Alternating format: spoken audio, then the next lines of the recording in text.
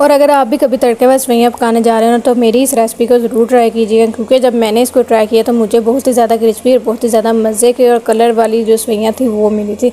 तो सबसे पहले मैंने क्या किया था, फ्राई पैन में हम लोगों ने ऐड कर दिया था, जिस भी बर्तन में पकाना उसमें ऐड कर देंगे घी। घी को ऐड कर लेने के बाद यहाँ पर हमने 2 पैकेट ली थी सेवइयों के, तो यहाँ पर इसके हिसाब से हम इसमें ऐड कर देंगे 1.5 कप जो चीनी है वो।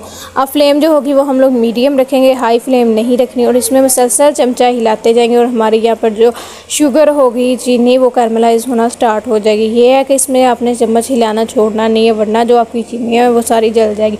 अब जैसे ही हमारी सारी चीनी मेल्ट हो जाएगी, इस पर अच्छा सा गोल्डन कलर आ जाएगा। अब इसमें ऐड कर देंगे 2 कप पानी। अब पानी ऐड कर लेने के बाद पहले तो चीनी एकदम से सारी जो वो एक साथ चिपक जाएगी, लेकिन आहिस्ता आहिस्ता जैसे इसको हीट मिलती जाएगी ना, चीनी खुद ब खुद जो है पिघलना स्टार्ट हो जाएगी। अब जैसे ही हमारी जो सारी चीनी है ना वो अच्छी तरह से पिघल जाएगी, तो जो हमने सेवइयाँ ली होंगी उनको छोटे छोटे हम लोगों ने पहले पीस लिए अच्छी तरह से, यानी कि छोटा काट लिया था।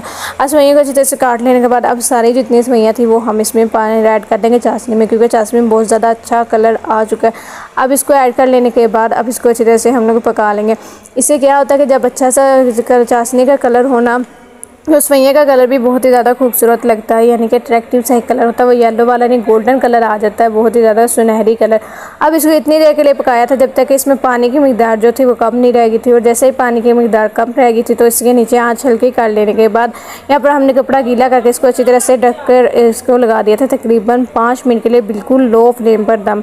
अब तकरीबन 5 मिनट के लिए इसको दम लगा देने के बाद अब फाइनली यहाँ पर हमारी जो सेवइयाँ थी वो पककर तैयार हो चुकी थी, और सेवइयों का कलर भी बहुत ही ज़्यादा खूबसूरत आया था। और इसी के साथ साथ यहाँ पर जो हमारी सेवइयाँ थी ना वो बहुत ही ज़्यादा मज़े की बनी थी। और अगर आप भी अभी तक आपने मेरे यूट्यूब चैनल देसी जायका ऑफिशियल को सब्सक्राइब नहीं किया तो प्लीज़ सब्सक्राइब कर दें और वीडियो को लाइक कर दें। मिलते हैं नेक्स्ट वीडियो में।